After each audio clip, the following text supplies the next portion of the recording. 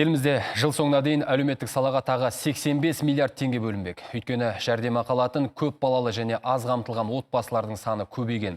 Сәйкесінше қазына шығыны артқан соң, бүгін үкіметте республикалық бюджетке өзгертулер енгізуге тура келді.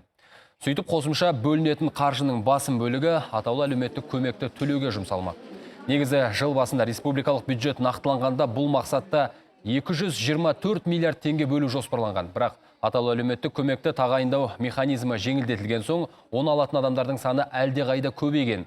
Сондықтан қосымша ақша қажет болыпты, ал қалған 23 миллиард теңге медициналық қызметті арттыру мен аурухана салуға жұмсалмақ. Көрсетілген міндеттерді қаржылық қамтамасыз ету, шығыстарды қайта бөлу және 94,9 миллиард теңге мөлшерінде ағымдағы жылғы 9 айдың қорытындылары бойынша бюджет түсімдерін түзету жолымен жүзеге асыру ұсынылады.